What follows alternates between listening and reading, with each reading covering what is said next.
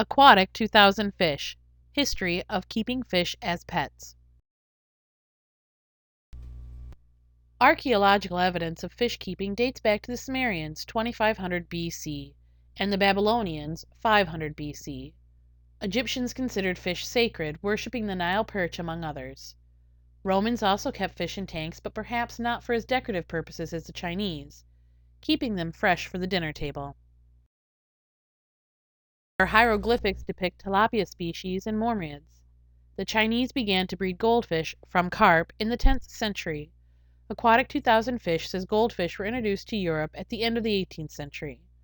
In 1853, the London Zoological Society opened the first public aquarium to display fish. Tropical Fish Introduction. London fish collection was followed by aquariums in Paris and Hamburg. These aquariums displayed mostly local fish which were caught in the area. In 1869, the paradise fish was imported from Asia. This was the first tropical fish to be imported to Europe. Soon, many tropical fish were being imported. At first, tropical fish keeping was a hobby limited to the rich and scientifically inclined. Aquariums were inefficiently heated with an open flame, filters were noisy and expensive, and the fish suffered from poor diets. The dearth of information on fish health and care made it a difficult task to raise fish. Aquatic 2000 Fish notes that all the fish were caught in the wild, and the mortality rate during transportation was great. First materials. In 1369, the Chinese Emperor Hongwu established a porcelain company that produced large porcelain tubs for maintaining goldfish. Over time, people produced tubs that approached the shape of modern fish bowls.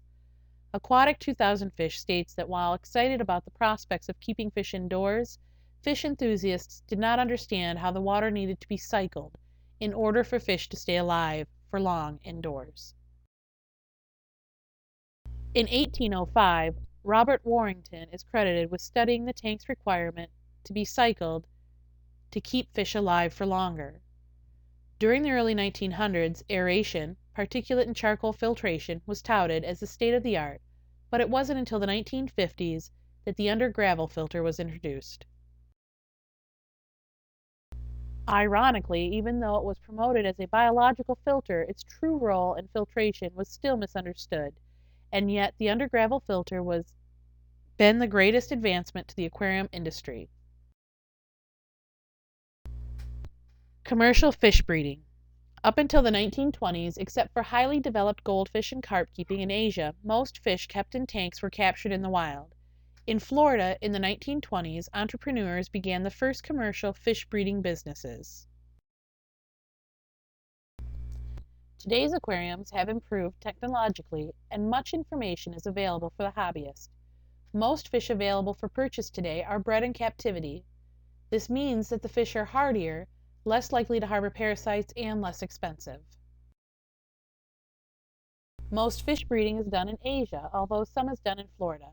It wasn't until 1974 that successful commercial attempts to spawn and rear marine ornamental fish began to occur, and by 1975, Martin Moe and Chris Turk of Aqualife.